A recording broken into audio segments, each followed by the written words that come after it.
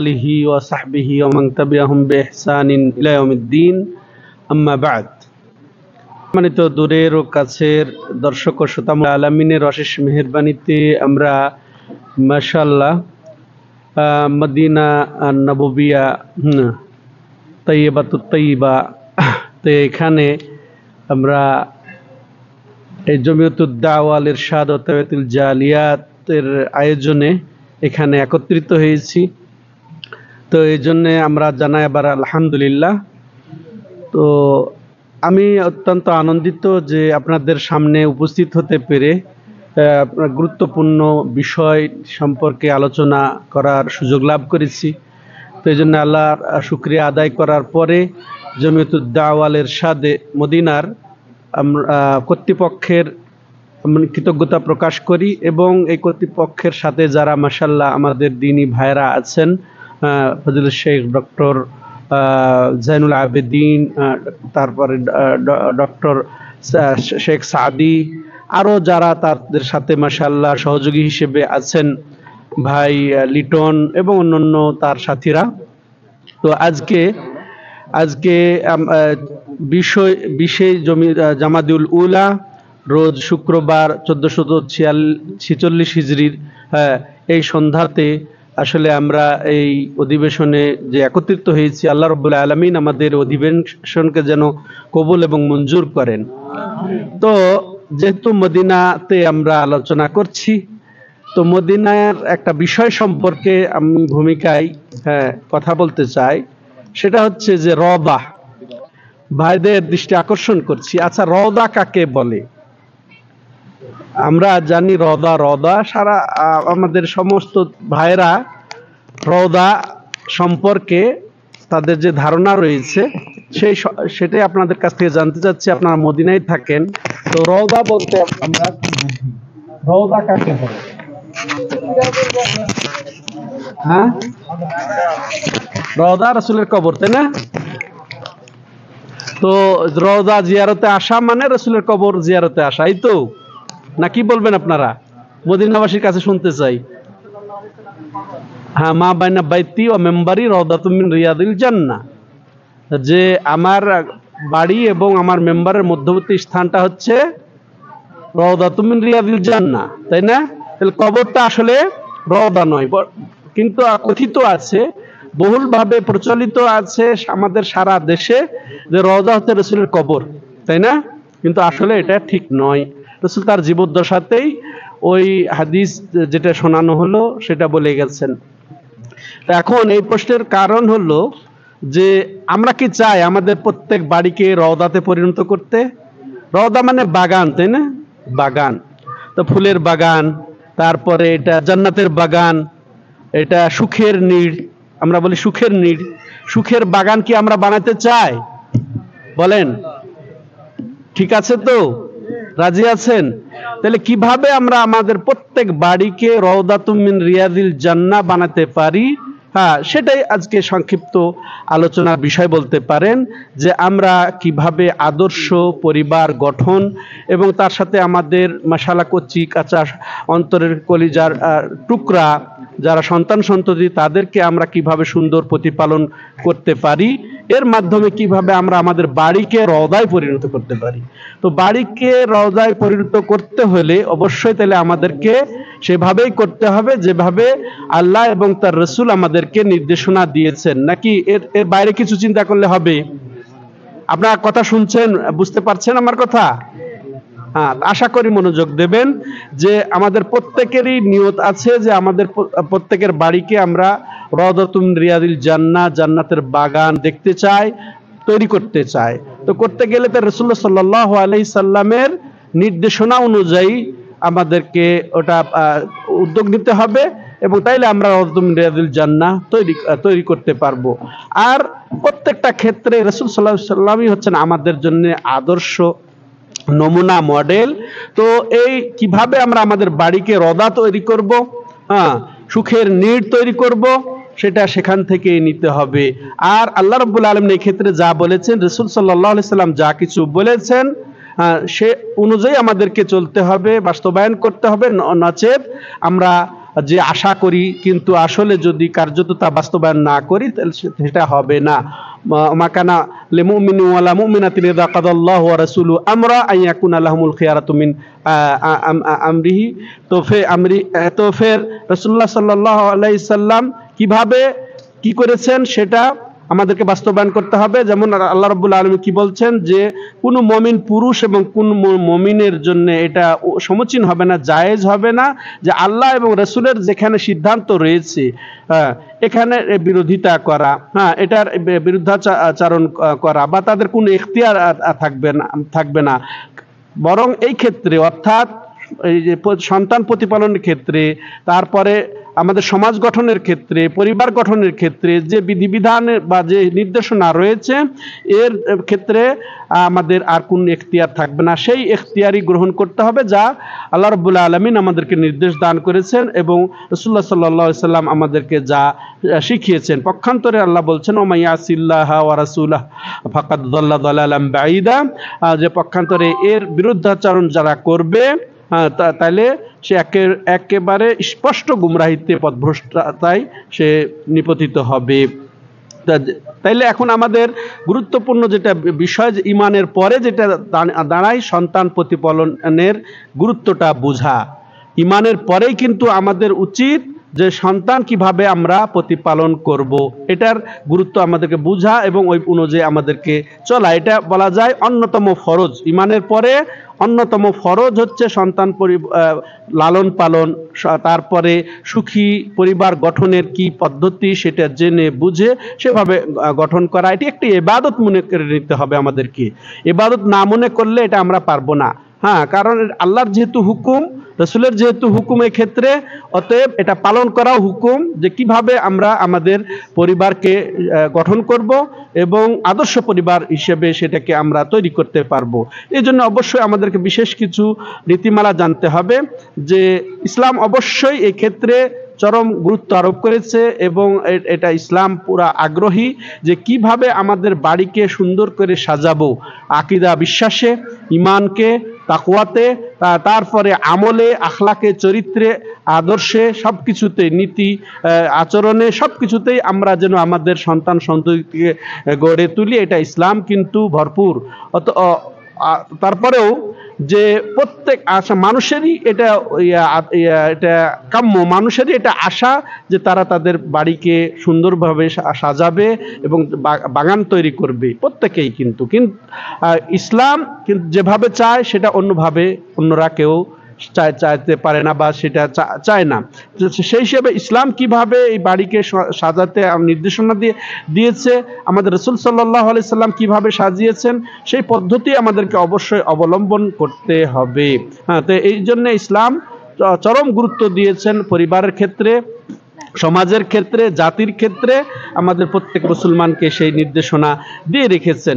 অতএব যদি আমরা সুখ গ্রহণ করতে চাই এবং সে পারিবারিকভাবে, সামাজিকভাবে এবং আমাদের যত অশান্তি, দুঃখ, কষ্ট এগুলা থেকে আমরা যদি বাঁচতে চাই, তাহলে অবশ্যই আমাদেরকে এই পথে অগ্রসর হতে হবে, এটাকে যথাযথভাবে শিখতে হবে, জানতে হবে।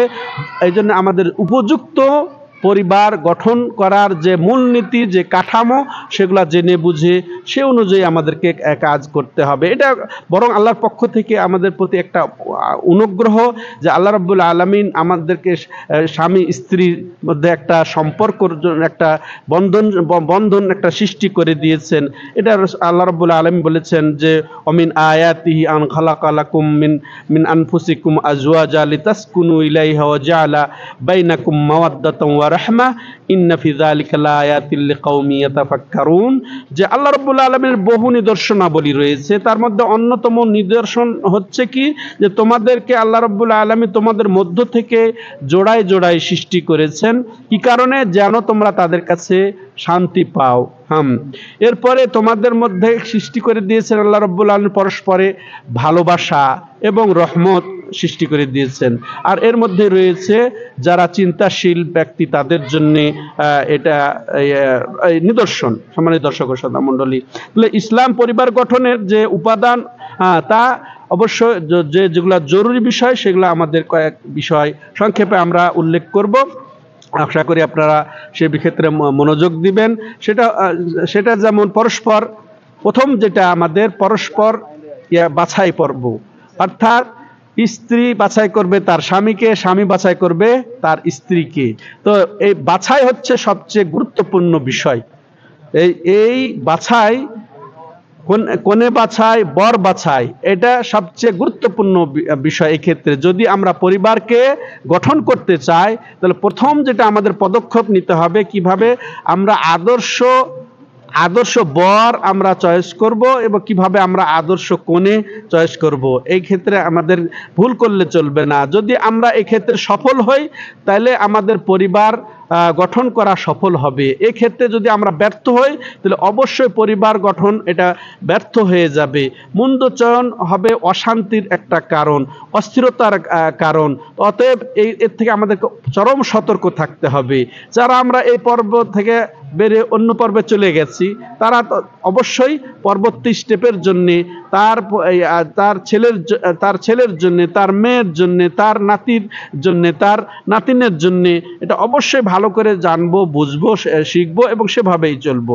তো তাহলে এটা বাছাই, তাহলে প্রথম হচ্ছে বাছাই করা, চয়ন করা, যে স্ত্রী, আদর্শ স্ত্রী যেন আমি বাছাই করতে পারি, তেমনই হবে আদর্শ স্বামীও যেন আমি বাছাই করতে পারি। দ্বিতীয়ত এটা যেটা হবে সেটা হচ্ছে কি, পরস্পরের সুসম্পর্ক গড়ে তুলতে হবে। বাছাই পর্বের পরে যখন বিবাহ বন্ধন হবে, তখন অবশ্যই পরস্পরের প্রতি সদ্ভাব, উত্তম রূপে জীবনযাপনের যেটা নীতিমালা কোরআন এবং হাদিসে এসেছে, ওইভাবে নীতিমালা জেনে বুঝে আমরা সে অনুযায়ী নিজের জীবনযাত্রা পরিচালনা করব। যেমন আল্লাহ রাব্বুল আলামিন বলেছেন, ওয়াশিরুহুন্না বিল মারুফ, যে তোমরা তাদের সাথে কি করো, সদ্ভাবে, সদাচরণের সাথে তাদের সাথে জীবনযাপন করো। এই ক্ষেত্রে তাফসীরকারকরা এই আশিরুহুন্না বিল মারুফের যেটা উল্লেখ করে চমৎকার কথা, যে আমরা সাধারণত যে বাহ্যিক অর্থ যেটা আমরা বললাম সেটাই মনে করি, কিন্তু তাফসীরকারক ওলামায়ে কেরাম বলছেন যে স্ত্রীর পক্ষ থেকে যে কষ্ট আসে, সেই ক্ষেত্রে ধৈর্য ধরা, এবং এই ক্ষেত্রে আপনার যে সরাসরি কষ্ট, সেক্ষেত্রেও ধৈর্য ধরার মাধ্যমে তাদের সাথে তুমি সদাচরণ করো, সদ্ব্যবহার করো।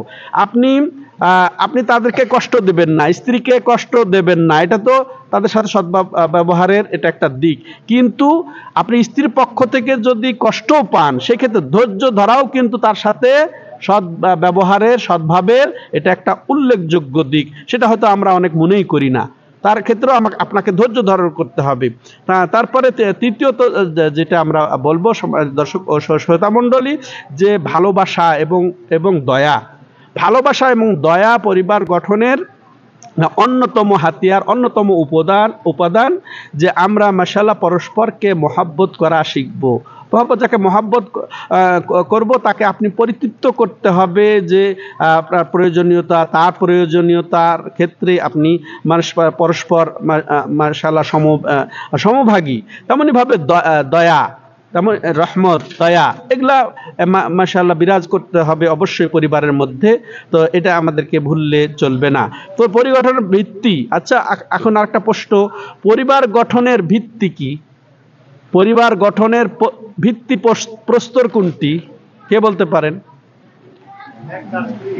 মাশাআল্লাহ, ধন্যবাদ। হ্যাঁ, পরিবার গঠনের ভিত্তি প্রস্তর, যে আমরা গাড়ি না ভিত্তি প্রস্তর বা বড় মানুষকে দিয়ে আমরা ভিত্তি প্রস্তর দেই, তা আসলে পরিবার গঠনের জন্য, পরিবার তৈরির জন্য, পরিবার প্রস্তুতের জন্য প্রথম যে ইট লাগে, প্রথম যে ভিত্তি প্রস্তর লাগে, সেটা হচ্ছে কি? সে নেককার স্ত্রী, সেটা স্ত্রী, এক কথায় সেটা হচ্ছে স্ত্রী। তাহলে ওই ইটটা যদি, ওই প্রস্তরটা যদি ভালো হয়, ওই ভিত্তিটা যদি মজবুত হয় এবং ভালো হয়, তাহলে আপনার পরিবার ভালো আশা করা যায়, একটা সহজ হিসাব। কিন্তু ওই ভিত্তি প্রস্তরটা যদি আপনি দুর্বল দেন, হ্যাঁ, বা দুর্বল চয়েস করেন, তাহলে আপনার গোড়ায় গলদ, বলা হয় না, গোড়ায় গলদ হয়ে যাবে। তাহলে আপনার ওই ভিত্তি দিয়ে আপনি কখনো সুখ, শান্তি, তারপরে নিরাপত্তা, আনন্দ, খুশি, ওই যে জান্নাতের বাগান আপনি পাওয়ার আশায় গুড়েবালি হতে পারে, আশায় গুড়েবালি হতে পারে। তাহলে আমাদের কি করতে হবে? ওই যে প্রথম যে ভিত্তি প্রস্তর, ওইটাকে আপনাকে অবশ্যই নিখুঁত, সুন্দর, মজবুত হতে হবে। সেটাকে ই করলে চলবে না, ভুল করলে। তাহলে স্ত্রীকে, তাহলে পরিবারে তাহলে মূল তিনি ভিত্তি হচ্ছেন, আর সেটাই শরীয়তও তাই মনে করে, তাকে মূল ভিত্তি মনে করে শরীয়ত। তাহলে সেই হিসেবে সে তো, কারণ ও তার পেট থেকেই তো সন্তান আসবে, তাই না? তার প্রভাবটাই পড়বে সন্তানের আগে। হ্যাঁ, তার কাছে লালন পালন, তার কোলে লালন পালন, তার অভ্যাস, তার চরিত্র, তার আদর্শ, তার সবকিছুই বহু গুণে গুণান্বিত হবে শিশু। কার থেকে?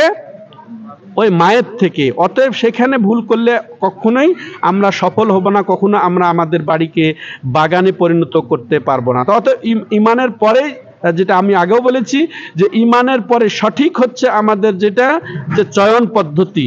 যদি এটাতে আল্লাহ রাব্বুল আলামিন আপনাকে তৌফিক দান করেন, তাহলে আপনি মাশাআল্লাহ, এটা আল্লাহর পক্ষ থেকে সেরা অবদান প্রাপ্ত।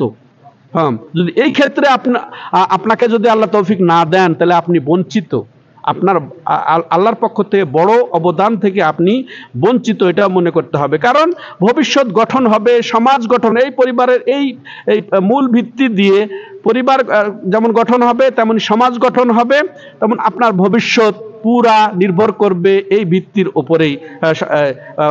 সম্মানিত ভাইয়েরা, অতএব এখন যারা বিয়ে করবে, যাদের মনে করেন বিয়ের সার্বিক সামর্থ্য আছে, শর্ত পূর্ণ আছে, ওনাকে কি করতে হবে? অতএব সেটাই আমরা এখন বলবো অতি সংক্ষেপে। চারিত্রিক পবিত্রতাকে রক্ষা করে একেবারে সঠিক নিয়ত করতে হবে যে আল্লাহ রাব্বুল আলামিন আমাকে যেন একটা আদর্শ রমণী আমাকে তৌফিক দান করেন। হ্যাঁ, এবং এর দ্বারা উনি নিয়তকে পরিশুদ্ধ করবেন, যে এর দ্বারা নিজের পবিত্রতা তিনি নিয়ত করবেন, যে তার নিজের পবিত্রতা রক্ষা করবেন, পবিত্রতাকে নিশ্চিত করবেন।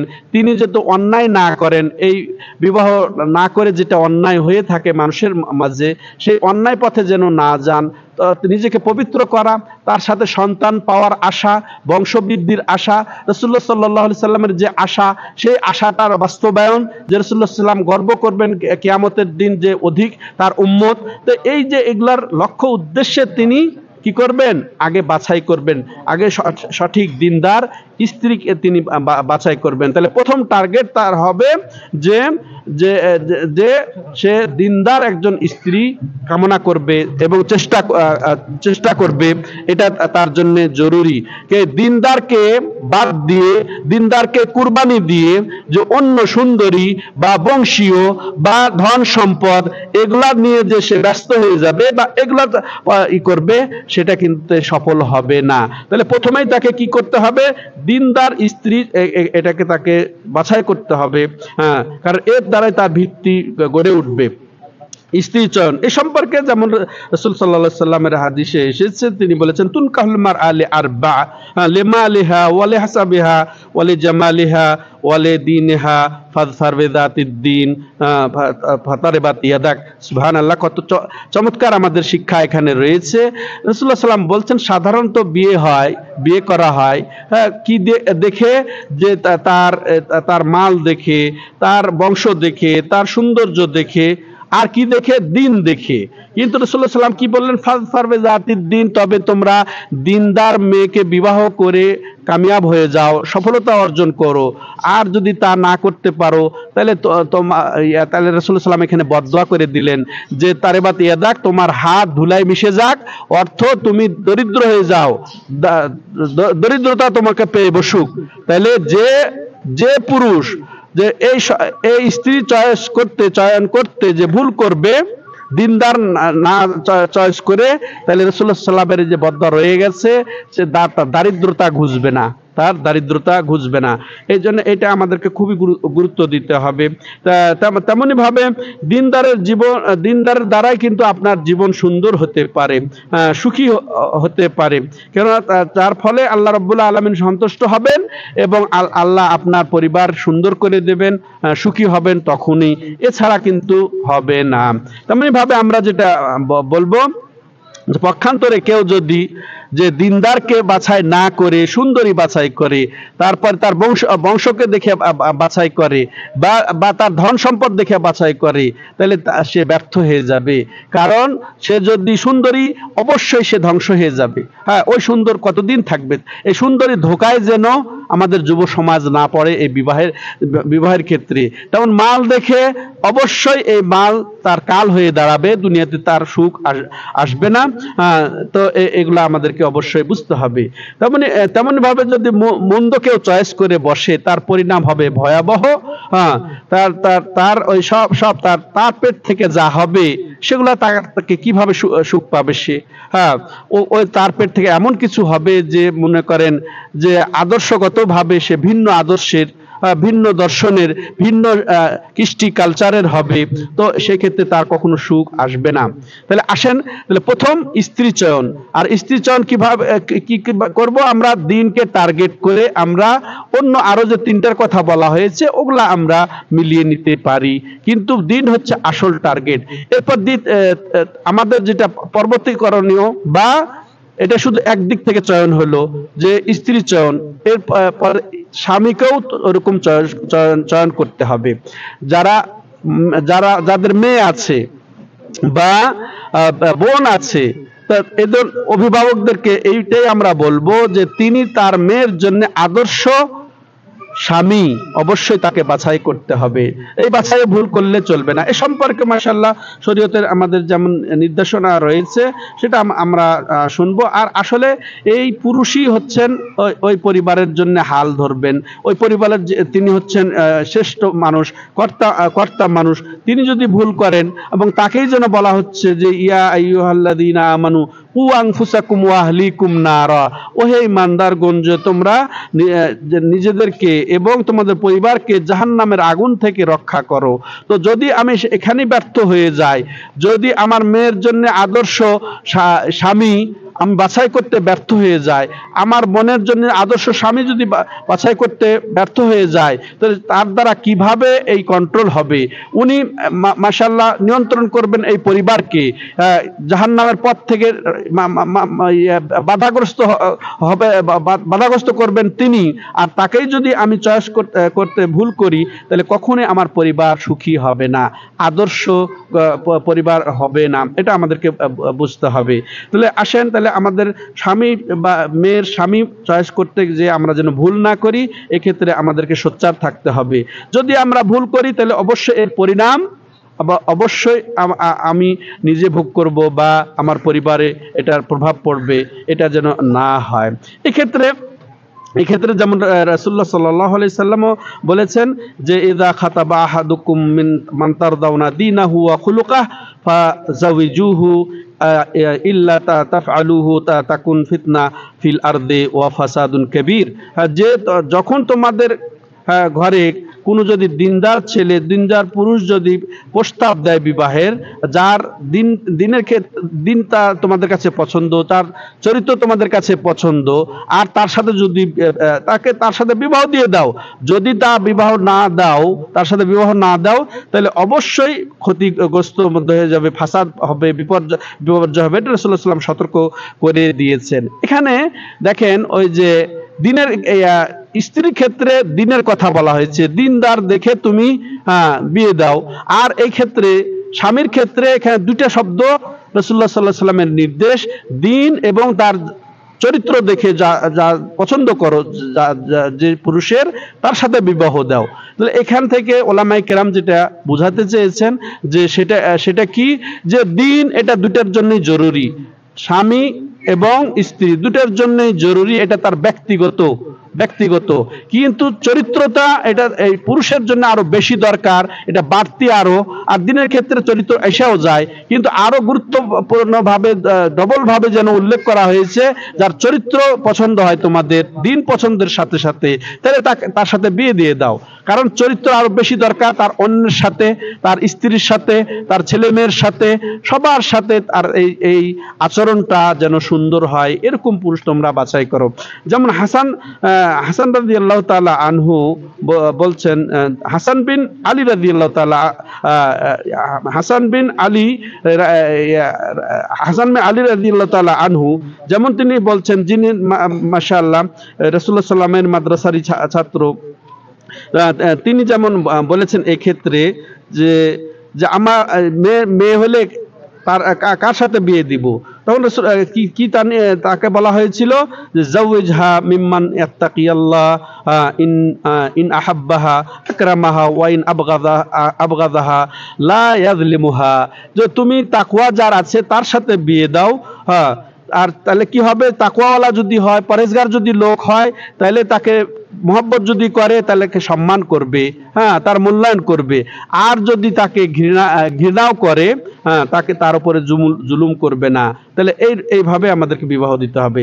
তাহলে এর মৌলিক নীতিমালা যেটা আমি বলতে চাই যে আসলে আমাদের পরিবার গঠনের মূল নীতি হচ্ছে মহব্বতের উপরে, রহমতের উপরে। এগুলো আমাদেরকে লক্ষ্য করতে হবে যাতে আমাদের সমাজে এগুলো বজায় থাকে। যাই হোক, আমি এই ক্ষেত্রে দীর্ঘায়িত না করে এখন সন্তান প্রতিপালনের বিষয়ে দুটি কথা বলার দিকে অগ্রসর হচ্ছি। দিনের উদ্দেশ্য হলো সঠিক, যেটা বলছিলাম যে দিনদার, বারবার যে বলা হচ্ছে যে স্ত্রী চয়নের ক্ষেত্রে হোক আর স্বামী চয়নের ক্ষেত্রে হোক দিনদার। এই দিনদার বলতে সঠিক দিনদার, সঠিক আকীদা, সঠিক আমল, এগুলা অবশ্যই বুঝা যায়, সঠিক মানহাজ। এই অনুযায়ী আমাদেরকে অবশ্যই, হ্যাঁ, স্ত্রীও চয়ন করতে হবে, স্বামীও চয়ন করতে হবে, বড় চয়ন করতে হবে, কোনও চয়ন করতে হবে। দিনদার বলতে আমরা শুধু এই যে দাড়ি টুপিওয়ালা আর মনে করেন বোরকা পরা এরকম হলে যথেষ্ট হবে না। যদি আমি সুখী পরিবার গঠন করতে চাই, যদি রাউদাতুম মিন রিয়াদিল জান্নাহ বানাতে চাই নিজের বাড়িকে, তাহলে অবশ্যই প্রকৃত খাঁটি দিনদার, যে কোরআন এবং সহিহ সুন্নাহ অনুযায়ী যার আকীদা এবং মানহাজ, আখলাক এবং চরিত্র, এরকম নারী এবং এরকম পুরুষকেই দিনদার বলা হচ্ছে, বা আমরা যেটা বোঝাতে চাচ্ছি। সম্মানিত দর্শক, সমাজ গঠনের মূল ভিত্তি তাহলে যদি ঠিক থাকে, তাহলে সমাজ পরিবার ঠিক থাকবে, সমাজও ঠিক থাকবে। তেমনইভাবে ইসলামকে পরিবারের যেমন প্রীতি, সৌহার্দ্য, এগুলা মাশাআল্লাহ ঠিক থাকবে। এরপরে প্রাকৃতিকভাবে প্রয়োজনীয়তা, এগুলা দূর হবে। এবার আসেন তাহলে আমরা সরাসরি চলে যাই যেটার ক্ষেত্রে আর আসলে আমরা কেন এই বাছাই করব, স্বামী স্ত্রী পরস্পর, এটা বাছাই কেন করব। তো এর উপকারিতা কি যে আল্লাহ রাব্বুল আলামিন এর নির্দেশ দিয়েছেন। প্রথমে আল্লাহর হুকুম মানা, তারপর রাসূলুল্লাহ সাল্লাল্লাহু আলাইহি সাল্লামেরও এই ক্ষেত্রে আনুগত্য হবে। হ্যাঁ, এগুলো আমরা বুঝবো। এর মাধ্যমে আমরা মাশাআল্লাহ সৎ সন্তান এটা নিয়ত রাখবো, সৎ সন্তান পাবো এটা। এবং পরিশেষে আমি অতি অল্প সময়ের মধ্যে সন্তান প্রতিপালনের বিষয়ে দুটি কথা বলে শেষ করতে চাচ্ছি। যে সন্তান প্রতিপালন এটা আরো গুরুত্বপূর্ণ বিষয়। ইতিপূর্বে আমি বলেছি আপনাদেরকে যে ঈমানের পরে সবচেয়ে গুরুত্বপূর্ণ যেটা আমাদের প্রত্যেকের উপরে দায়িত্ব, সেটা হচ্ছে সন্তান প্রতিপালন। সন্তান প্রতিপালন এটা খুব বড় বিষয়, এটা বড় একটি ফরজ, হ্যাঁ, বড় একটি ওয়াজিব কাজ, যে এই সন্তান প্রতিপালন। আর সেটা কেমন? ইসলামী তালিম তারবিয়ত দিয়ে তাকে প্রতিপালন করা, ইসলামী সুশিক্ষা দিয়ে তাদেরকে প্রতিপালন করা। যেটা একটু আগে বলা হলো যে আল্লাহ রাব্বুল আলামিন এই ক্ষেত্রেই যেন বলেছেন, ইয়া আইয়ুহাল্লাযীনা আমানু কু আনফুসাকুম ওয়া আহলিকুম নারা, হে ঈমানদারগণ, তোমরা তোমাদের নিজেদেরকে এবং পরিবারকে জাহান্নামের আগুন থেকে রক্ষা করো। তাহলে এটা মূলত বোঝানো হয়েছে কি, সন্তান প্রতিপালনের জন্য হয়। তাহলে অর্থাৎ যে আমরা কিভাবে আমরা নিজেদেরকে এবং আমাদের পরিবারকে জাহান্নাম থেকে রক্ষা করতে পারবো, আমরা যদি আল্লাহ রাব্বুল আলামিন যা আমাদেরকে হুকুম করেছেন সেগুলো যদি পালন করি এবং যা নিষেধ করেছেন সেগুলো থেকে যদি আমরা বিরত থাকতে পারি, তাই এরপরে আবার কি করব, ওইভাবে আমাদের পরিবারকেও যদি চালাতে পারি তাহলে আমরা নিজেরা এবং পরিবারকে জাহান্নামের আগুন থেকে আমরা রক্ষা করতে পারবো। এটা আমাদেরকে বুঝতে হবে। তেমনি ভাবে আল্লাহ রাব্বুল আলামিন পরিবারকে আমাদের জন্য আমানত হিসেবে দান করেছেন। তো এই আমানতকেও আল্লাহ আমরা যেন রক্ষা করতে পারি, তাইলে আমাদের সন্তান উত্তম রূপে প্রতিপালন হবে, তারা আমাদের জন্য চক্ষু শীতলকারী হবে, সেটা আমরা জানলাম। এরপরে এক হাদিস এক্ষেত্রে উল্লেখযোগ্য, যেমন রাসূলুল্লাহ সাল্লাল্লাহু আলাইহি সাল্লাম বলেছেন, মা নাহালা ওয়ালিদুন ওয়ালাদান মিন নাহলিন আফজালা মিন আদাবিন হাসান, যে কোনো বাবা তার সন্তানকে এত উত্তম আর কিছু হাদিয়া দেন না, ওই যে সুন্দর আদব দেওয়ার মতো। মানে সুন্দর আদবই হচ্ছে সন্তানের জন্য সবচেয়ে বড় হাদিয়া। বাবার পক্ষ থেকে ছেলের জন্য সবচেয়ে বড় হাদিয়া কি? আদব শিক্ষা দেওয়া। হ্যাঁ, এটা তো করবে, কিন্তু সব দুনিয়ার যত কিছু আছে সব কিছুর চেয়ে বড় যেটা হাদিয়া সন্তানের জন্য বাবার পক্ষ থেকে, সেটা হচ্ছে কি? সেটা হচ্ছে কি তাকে উত্তম তারবিয়ত দেওয়া, উত্তম ভাবে লালন পালন করা, উত্তম ভাবে আদব শিক্ষা দেওয়া। তাহলে আমাদেরকে কি করতে হবে? অবশ্যই দোয়া করতে হবে আল্লাহর কাছে যে আল্লাহ রাব্বুল আলামিন আমাদেরকে সুসন্তান দান করেন। এজন্য দোয়া করতে হবে এবং নসিহত করতে হবে তাদেরকে, এবং নিজেকে ওইভাবে গড়তে হবে। আমি যেন আদর্শ পিতা হই, তাহলে আমি কামনা করতে পারি আদর্শ সন্তান, সেদিকে লক্ষ্য করতে হবে।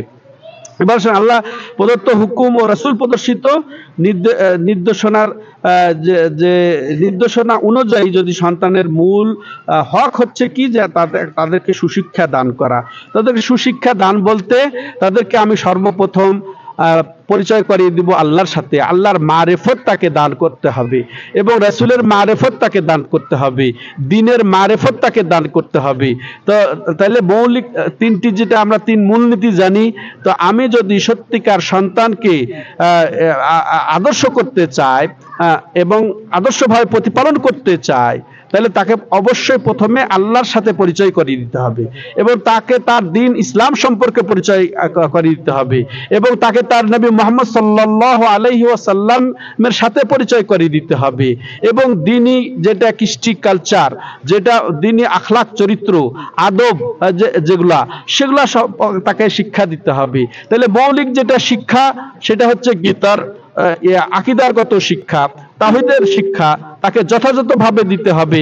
তার সাথে সাথে তার আমলের প্রতি উদ্বুদ্ধ করতে হবে, ইবাদতের শিক্ষা তাকে দিতে হবে, তেমনি ভাবে আখলাকের শিক্ষা দিতে হবে, তেমনি ভাবে তাকে ইসলামের প্রতি তার যেন থাকে মহব্বত থাকে, আল্লাহর যেন তার মহব্বত থাকে, রাসূলের প্রতি তার মহব্বত থাকে, এই তাকে শিক্ষা দিতে হবে। সর্বপ্রথম তাকে শিক্ষা দিতে হবে আল্লাহর মহব্বত। সবচেয়ে সেরা মহব্বত তার প্রাপ্য হলো আল্লাহ। হ্যাঁ, ওই মহব্বতের সাথে আর অন্য কোন সত্তাকে অংশীদার স্থাপন করা যাবে না। কোন ওলিকে না, কোন নবীকে না, কোন ফেরেশতাকে না, কোন আলেমকে না, কোন পিশাবকে না। হ্যাঁ, সবচেয়ে সেরা মহব্বত তার পক্ষ থেকে যে পাবেন তিনি হচ্ছেন আল্লাহ। তো এইটা তাকে শিক্ষা দিতে হবে।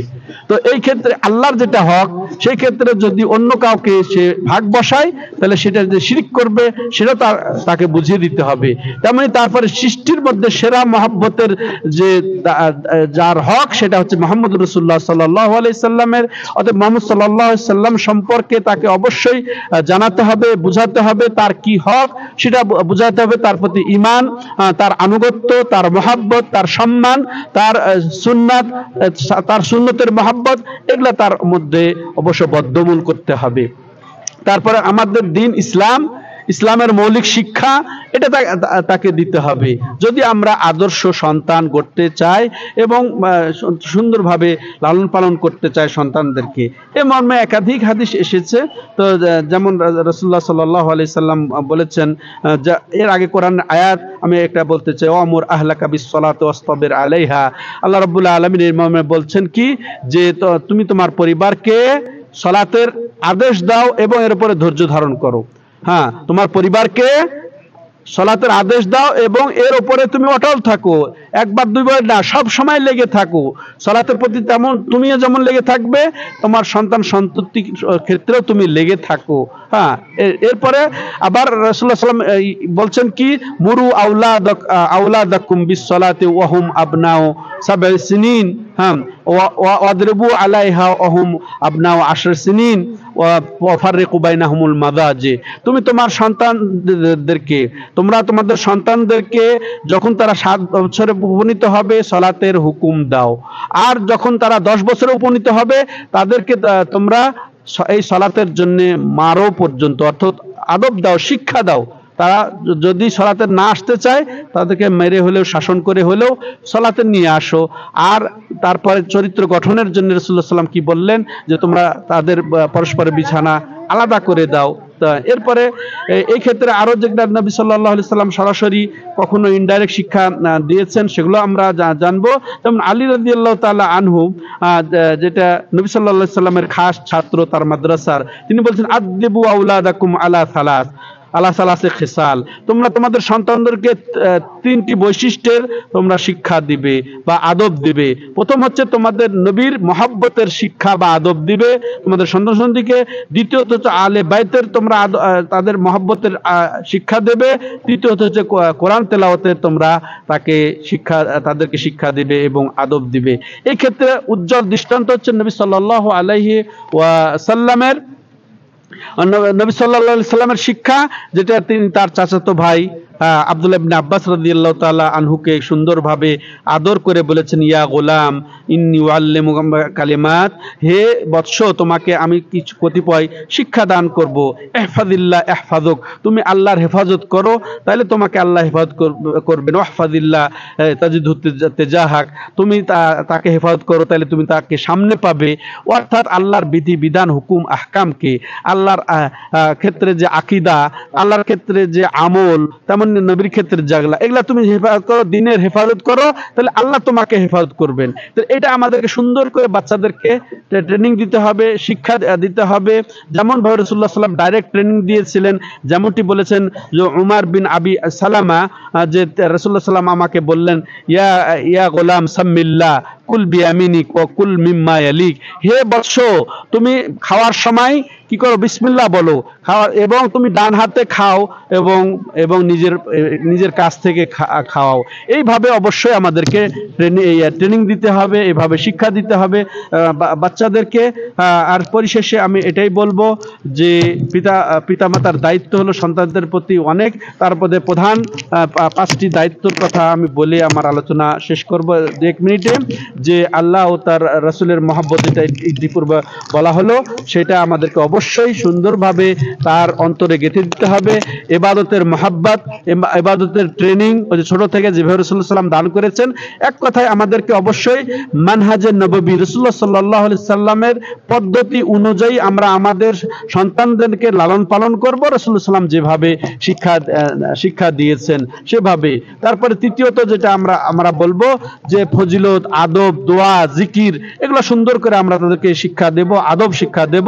তেমনি ভাবে চতুর্থত শরীয়তের যেগুলো আদেশমূলক কথা আল্লাহর পক্ষ থেকে, রাসূলের পক্ষ থেকে, সেগুলো আমরা খুব জরুরিভাবে তাদেরকে শিক্ষা দিয়ে সেগুলা আমল করিয়ে নেব। তেমনি ভাবে পঞ্চমত যেটা আমাদের দায়িত্ব, আল্লাহর পক্ষ থেকে, রাসূলের পক্ষ থেকে যেগুলো নিষেধ এসেছে, যেগুলো সম্পর্কে সতর্কীকরণ এসেছে, সেগুলা থেকে আমরা তাদেরকে উত্তমভাবে সতর্ক করব এবং তাদেরকে উত্তমভাবে বলতে আমরা নমনীয়তার সাথে, কোমলতার সাথে, ভদ্রতার সাথে, তাদেরকে মায়া মহব্বত দিয়ে তাদেরকে আমরা সুন্দর করে এই শরীয়ত উপস্থাপন করব, এই রাসূলের শিক্ষা এগুলা বুঝিয়ে দিব, ধমকিয়ে নয়। ওয়ালাউ কুনতা ফাযযান গালিযাল কলব লানফাযযু মিন হাওলিক, আল্লাহ রাব্বুল আলামিন স্বয়ং রাসূল সাল্লাল্লাহু আলাইহি ওয়াসাল্লামকে এইভাবে শিক্ষা দিয়েছেন যে তুমি যদি কঠোর হতে, তুমি যদি কড়া হতে, তাহলে অবশ্যই তোমার থেকে তোমার ওই অনুসারীরা সাহাবায়ে কেরাম দূরে সরে যেত। তাহলে নবীকে যদি এইভাবে শিক্ষা দেন, তাহলে আমাদেরকে এই শিক্ষা নিতে হবে যে আমরাও যেন আমাদের সন্তান সন্ততি থেকে শুরু করে যাদেরকে আমরা এইভাবে আল্লাহর পথে আহ্বান করব, তাদের ক্ষেত্রে আমরা কঠোর যেন না হই। নমনীয়তার মাধ্যমে যদি তাদেরকে আমরা এভাবে বুঝিয়ে চলতে পারি, তাহলে অবশ্যই আমরা আমাদের আদর্শ পরিবার গঠন করতে পারবো, সন্তানদেরকে উত্তমভাবে লালন পালন করতে পারবো, যার ফল আমি নিজে প্রথম আমি উপকৃত হব, আল্লাহর কাছে এর উত্তম বিনিময় পাবো। তারা আমাদের জন্য দুনিয়াতে এবং আখেরাতে চক্ষু শীতলকারী হবে, যার সফলতা আমি নিজেই আমার জীবদ্দশায় দেখব। এর বিপরীত যদি করা হয়, তাহলে অবশ্যই প্রথম ক্ষতিগ্রস্ত আমাকেই হতে হবে। হ্যাঁ, আমাকেই ক্ষতিগ্রস্ত হবে ওই সন্তানের আগেই। হ্যাঁ, আল্লাহ আমাদেরকে বোঝার তৌফিক দান করেন। আল্লাহ রাব্বুল আলামিন আমাদেরকে আমাদের এই গুরু দায়িত্ব, যেটা রাসূলুল্লাহ সাল্লাল্লাহু আলাইহি সাল্লাম মহান দায়িত্ব, ঐতিহাসিক দায়িত্ব, সার্বজনীন দায়িত্ব, যেটা আমাদেরকে চাপিয়ে গেছেন, আলা কুল্লুকুম রা ওয়া কুল্লুকুম মাসউলুন আন রাইয়াতি, এই হাদিসটি স্মরণ করিয়ে দিয়ে আমি শেষ করতে চাই। আল্লাহ রাসূলুল্লাহ সাল্লাল্লাহু আলাইহি সাল্লাম আমাদের কাউকে ছাড়েন নাই, দুনিয়ার সব মানুষকে এইখানে আবদ্ধ করে দিয়েছেন যে প্রত্যেক আমরাই অভিভাবক, অতএব আমাদের প্রত্যেককেই এই যে সন্তান প্রতিপালনের ক্ষেত্রে, তারপরে পরিবার গঠনের ক্ষেত্রে, সমাজ গঠনের ক্ষেত্রে আমাদের প্রত্যেককে ভূমিকা রাখতে হবে। আর সেটা কি সঠিকভাবে, সেটা সঠিক দ্বীন, আকীদা, মানহাজ শিক্ষা নিজে করে এবং সেইভাবে শিক্ষা দিয়ে আমাদের সন্তান সন্ততিকে সেভাবে গড়ে তুলতে হবে। আল্লাহ তৌফিক দাতা, আল্লাহ আমাদেরকে তৌফিক দান করেন। হাদা ওয়া সাল্লাল্লাহু আলা নবিনা মুহাম্মদ ওয়া আলা আলিহি ওয়া সাহবিহি আজমাইন।